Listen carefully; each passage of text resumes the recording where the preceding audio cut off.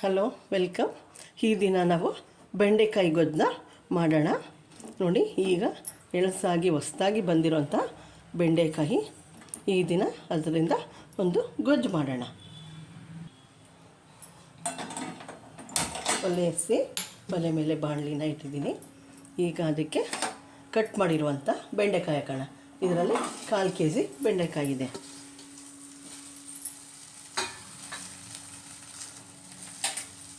ಬೆಂಡೆಕಾಯಿಗೆ 1 spoon ಎಣ್ಣೆನ ಹಾಕ್ಬಿಟ್ಟು ಸ್ವಲ್ಪ ಫ್ರೈ ಮಾಡ್ಕೊಳ್ಬೇಕು. ಒಂದು 3 ನಿಮಿಷ ಫ್ರೈ ಮಾಡಿಕೊಂಡ್ರೆ ಸಾಕಾಗುತ್ತೆ. ಯಾಕಂದರೆ ಅದರಲ್ಲಿರುವಂಥ ಲೋಳೆ ಅಂಶ ಹೋಗಲಿ ಅಂತ ಸ್ವಲ್ಪ ಮೊದಲಿಗೆ 1 ಸ್ಪೂನ್ ಎಣ್ಣೆ ಹಾಕ್ಬಿಟ್ಟು ಸ್ವಲ್ಪ ಫ್ರೈ ಮಾಡ್ಕೊಳ್ಳೋಣ. ನೋಡಿ, ಈಗ ಒಂದು 3 ನಿಮಿಷ ಹುರ್ಕೊಂಡಿದೆ. ಈಗ ಬೆಂಡೆಕಾಯಿದು ಸ್ವಲ್ಪ ಹಸಿ ಸ್ಮೆಲ್ಲು ಹೋಗಿ ಮತ್ತು ಸ್ವಲ್ಪ ಲೋಳೆ ಅಂಶನೂ ಕೂಡ ಹೋಗಿದೆ. ಈಗ ಸ್ಟವ್ ಆಫ್ ಮಾಡೋಣ.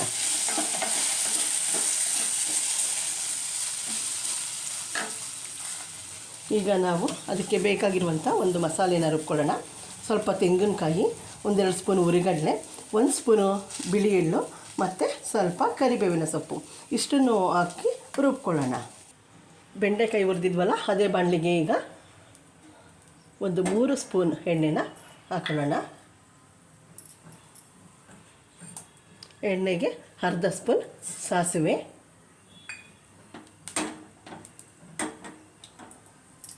ಸಾಸಿವೆ ಸ್ವಲ್ಪ ಚಟಪಟ ಅನ್ನಲಿ.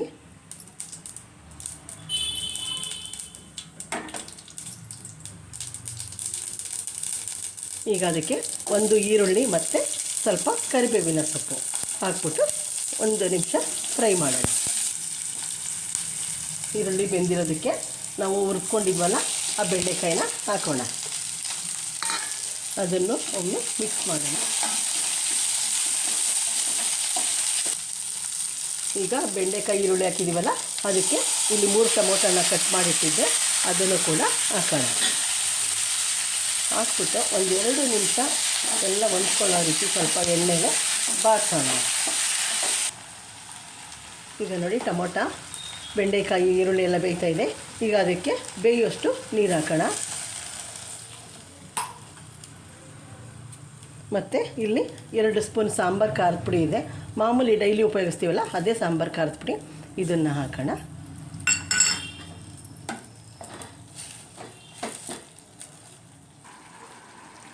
ನೋಡಿ, ಎಲ್ಲ ಬೆಂದು ಖಾರದ ಪುಡಿ ಹಸಿ ವಾಸನೆ ಎಲ್ಲ ಹೋಗಿದೆ.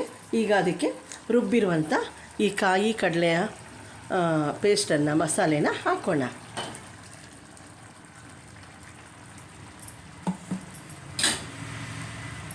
ಹಾಕ್ಬಿಟ್ಟು ಒಮ್ಮೆ ಅದನ್ನು ಮಿಕ್ಸ್ ಮಾಡೋಣ. ಈಸಿ ಮತ್ತು ಹೆಲ್ತಿ ರೆಸಿಪಿ. ಬೆಂಡೆಕಾಯಿನಲ್ಲಿ ನಾರಿನ ಅಂಶ ಇರೋದರಿಂದ ಇದು ತುಂಬ ಒಳ್ಳೆಯದು ಮತ್ತು ನೆನಪಿನ ಶಕ್ತಿನ ಹೆಚ್ಚಿಸುತ್ತೆ ಅಂತಲೂ ಕೂಡ ಹೇಳ್ತಾರೆ. ಬೆಂಡೆಕಾಯಿನ ಓದುವಂಥ ಮಕ್ಕಳಿಗೆ, ಅಂದರೆ ಸಾಮಾನ್ಯವಾಗಿ ಮಕ್ಕಳು ಕೆಲವರು ಮರೆಸ್ಕೊಳ್ಳೋದು ಜಾಸ್ತಿ. ಎಕ್ಸಾಮ್ ಟೈಮ್ಲಿ ಇದನ್ನು ಜಾಸ್ತಿ ಹೆಚ್ಚು ಮಾಡಿಕೊಟ್ರೆ ಒಳ್ಳೆಯದು. ಈಗ ಇದಕ್ಕೆ ಬೇಕಾದಷ್ಟು ಉಪ್ಪನ್ನು ಹಾಕೋಣ. ರುಚಿಗೆ ತಕ್ಕಷ್ಟು ಉಪ್ಪು ನಾನು 1.5 ಸ್ಪೂನ್ ಹಾಕ್ತಾಯಿದ್ದೀನಿ.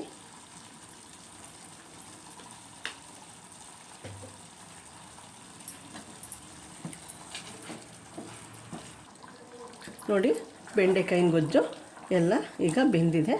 ಈಗ ಅದು ಊಟಕ್ಕೆ ಬಡಿಸೋದಕ್ಕೆ ಸಿದ್ಧವಾಗಿದೆ. ನಾನು ಇಲ್ಲಿ ಟೊಮೊಟೊನೇ ಹುಳಿಯಾಗಿರೋದ್ರಿಂದ ಟೊಮೊಟೊ ಮಾತ್ರ ಹಾಕಿದ್ದೀನಿ.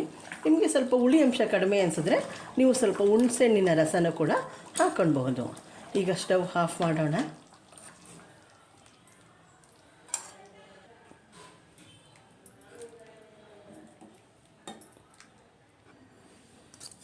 ನೋಡಿ, ದೋಸೆ ಜೊತೆಗೆ ಬೆಂಡೆಕಾಯಿನ ಗೊಜ್ಜು ತಿನ್ನೋದಕ್ಕೆ ಸಿದ್ಧವಾಗಿದೆ. ದೋಸೆ, ಚಪಾತಿ, ರೊಟ್ಟಿ ಮತ್ತು ಅನ್ನಕ್ಕೂ ಕೂಡ ಇದು ಹೊಂದ್ಕೊಳ್ಳುತ್ತೆ. ನನ್ನ ಈ ವಿಡಿಯೋ ಇಷ್ಟ ಆದಲ್ಲಿ ಸಬ್ಸ್ಕ್ರೈಬ್ ಆಗಿ, ಶೇರ್ ಮಾಡಿ, ಲೈಕ್ ಮಾಡಿ. Okay, thank you. ನೋಡಿ, ತಿನ್ನೋದಕ್ಕೆ ರೆಡಿಯಾಗಿದೆ.